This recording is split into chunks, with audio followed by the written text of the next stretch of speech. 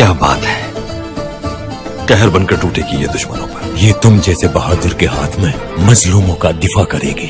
सदा फतेहमंद रहो इंशाअल्लाह। जुल्फिकार से बेहतर कोई देख नहीं, न अली से ज्यादा बहादुर है पुलिस में।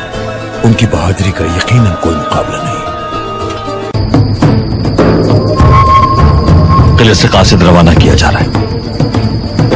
तुर्गुत, अपने सिपाहियों से कहो कि तैयारी कर ले।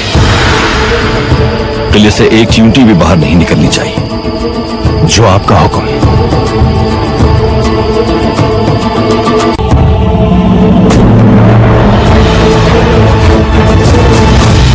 टाइटस के आदमियों को हर कीमत पर रोकना होगा। इजाजत हो तो यह जिम्मेदारी मैं ले लूं। तुम अपना काम शुरू करो फौरन। तुर्गुत, घोड़े तैयार करो, फौरन निकलना है। जी अरतुल भाई।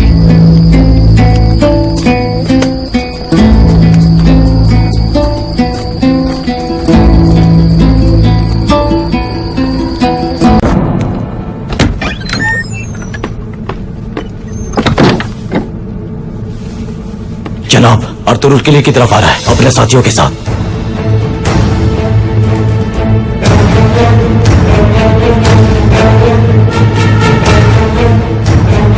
मजीद सिपाही लगा दो बंद सुरंग की तरफ। वो तुर्क वहां से दाखिल हो सकते हैं। जैसा आपका हुक्म आका।